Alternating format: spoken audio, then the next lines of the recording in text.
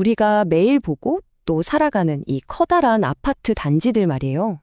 이게 그냥 건물이 아니라 사실 수많은 고민과 선택이 담긴 하나의 언어라는 거 혹시 생각해 보셨어요? 오늘은 그 디자인 속에 숨겨진 비밀의 언어를 한번 같이 파헤쳐 보려고 합니다. 자, 그럼 첫 번째 이야기부터 시작해 볼까요? 바로 우리는 왜 이렇게 높은 건물, 타워에 살게 됐을까 하는 질문이죠. 뭐 모든 것엔 다 이유가 있잖아요. 우리가 아파트에 살게 된 데에도 아주 분명한 문제가 있었고 또 그에 대한 해결책이 있었거든요. 바로 그 이야기부터 시작해 볼게요. 이 그림 한번 보세요. 도시가 겪는 문제가 여기에 딱 보이죠. 집들이 그냥 빽빽하게 들어차 있으니까 주차는 뭐 말 그대로 전쟁이고 보기만 해도 숨이 턱 막히잖아요. 저기 캐릭터들 표정 좀 보세요. 꼭 우리 마음 같지 않아요? 그런데 만약에 이 집들이 힘을 합친다면 어떨까요? 해결책은 아주 간단해요. 바로 위로 쌓아 올리는 거죠. 그랬더니 보세요. 그 붐비고 답답하던 동네가 이렇게 넓은 녹지랑 주차 공간까지 갖춘 아주 쾌적한 공동체로 확 바뀌는 거죠. 와, 정말 훨씬 숨통이 트이는 것 같네요. 자, 그럼 이렇게 아파트를 짓기로 마음먹었다고 쳐봐요. 그럼 제일 먼저 뭘 해야 할까요? 맞아요. 바로 모든 그림의 시작점, 완벽한 캔버스를 찾아야죠. 그러니까 최고의 땅을 찾는 거예요. 왜냐하면 수백, 아니 수천 가구의 삶이 바로 그곳에서 시작될 테니까요. 여러분이 직접 수백 가구가 살아갈 새로운 동네를 만든다고 한번 상상해 보세요. 어떤 걸 제일 먼저 따져보시겠어요? 아름다운 자연? 아니면 편리한 교통? 뭐가 제일 중요할까요? 바로 도시 계획가들이 찾는 게 이런 스위트 스팟이에요. 그러니까 아름다운 자연경관은 기본이고 학교나 마트 같은 편의시설도 가깝고 교통까지 편리한 말 그대로 실용성과 쾌적함 이 두 가지가 완벽하게 균형을 이루는 그런 곳 말이죠. 자, 이렇게 좋은 땅을 찾았어요. 그럼 다음 단계는 뭘까요? 바로 단지 전체의 큰 그림, 그러니까 청사진인 이 배치도를 그리는 겁니다. 이 한 장의 그림 안에 건물은 어디에 놓고 길은 어떻게 내고 나무는 어디에 심을지 주민들이 얼마나 편리하고 쾌적하게 살 수 있을지에 대한 모든 계획이 다 담겨 있는 거죠. 사실 건물을 배치하는 건요, 진짜 정교한 퍼즐 맞추기 같아요. 생각해야 할 게 한두 가지가 아니거든요. 예를 들면 모든 집이 햇빛을 충분히 받아야 하고 또 옆집이랑 너무 가까워서 사생활 침해를 받으면 안 되잖아요. 그러면서도 다 같이 쉴 수 있는 녹지 공간까지 넉넉하게 만들어야 하고요. 이 모든 것들의 완벽한 균형점을 찾아내는 과정인 셈이죠. 자, 이제부터는 아파트 디자인에서 아마 가장 흥미로운 부분일 텐데요. 바로 건물의 모양에 대한 이야기로 넘어가 볼게요. 단지 전체 배치가 끝나면 건축가들은 아주 근본적인 선택의 기로에 서게 돼요. 건물을 길고 넓적하게 지을 것이냐, 아니면 높고 컴팩트하게 지을 것이냐, 바로 이겁니다.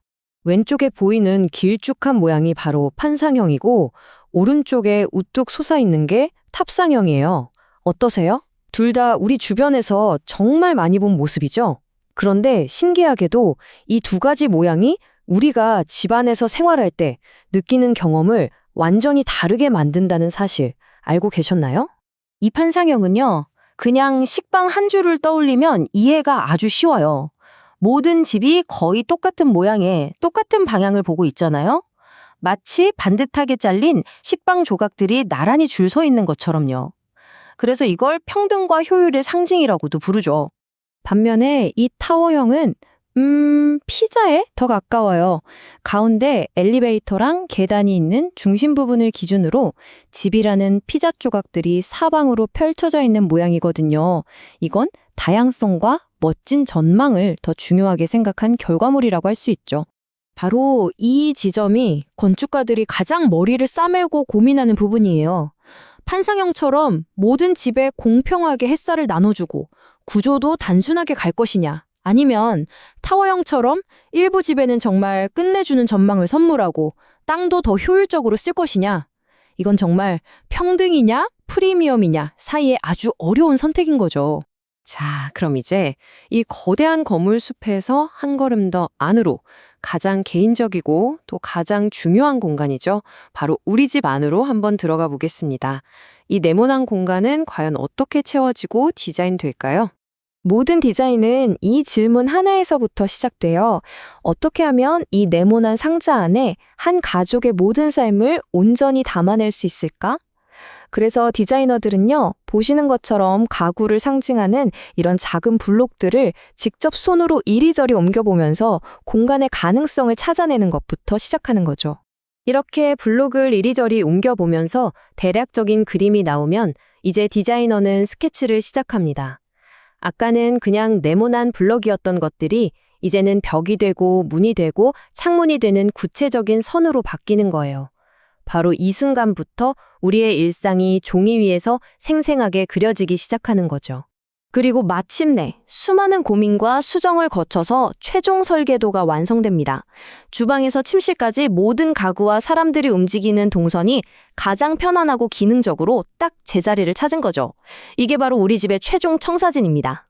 결국 좋은 평면도라는 건요, 이 네 가지가 얼마나 잘 어우러졌냐에 달려 있어요. 한번 생각해 보세요. 마트에서 장을 잔뜩 보고 집에 들어왔는데 주방까지 가는 동선이 짧고 편한가? 또 손님이 왔는데 현관에서 우리 집 침실이 바로 보이면 좀 그렇잖아요. 그렇게 사생활은 잘 지켜지는가? 그리고 오후에 햇살이 거실 깊숙이 들어오고 창문 열면 맞바람이 쳐서 환기가 잘 되는가? 마지막으로 소파랑 TV 놓을 자리가 딱 나오는가? 이런 것들이 다 합쳐져서 우리의 매일매일을 편안하게 만들어주는 거죠. 결국 아파트 단지를 설계한다는 건요, 지금까지 우리가 쭉 살펴본 모든 것들 사이에서, 그러니까 공동체 생활과 개인의 사생활, 효율성과 아름다움, 이런 서로 부딪히는 가치들 사이에서 최적의 지점을 찾아내는 정말 끝없는 균형 잡기 과정이라고 할 수 있습니다. 이 문장이 아파트 디자인의 핵심을 정말 정확하게 짚어내는 것 같아요. 어떻게 하면 우리가 함께 잘 살 수 있을까? 어찌 보면 되게 단순한 질문인데 건축가들은 이 질문에 답하기 위해서 이렇게나 복잡하고 정교한 결과물을 만들어내는 거죠. 건축가들은 말 그대로 이 저울 위에서 끊임없이 고민해요. 나만의 조용하고 아늑한 공간을 원하는 마음과 아이들이 다 같이 신나게 뛰어놀 넓은 놀이터를 원하는 마음, 그 사이에서 균형을 잡아야 하고요. 또 똑같은 구조로 빠르고 저렴하게 짓는 효율성과 남들과는 다른 나만의 개성 있는 집을 갖고 싶은 욕망 사이에서도 균형을 찾아야만 하죠. 자, 이제 마지막으로 이 질문을 여러분께 한번 드려보고 싶어요. 지금 여러분이 살고 계신 집은 과연 어떤 디자인적인 선택들이 모여서 만들어진 결과물일까요? 그리고 그 중에서 여러분에게 가장 중요한 가치는 무엇인가요? 오늘 나눈 이 이야기가 여러분이 매일 살아가는 공간을 조금 더 새롭고 또 깊이 있는 시선으로 바라보는 작은 계기가 되었으면 좋겠습니다.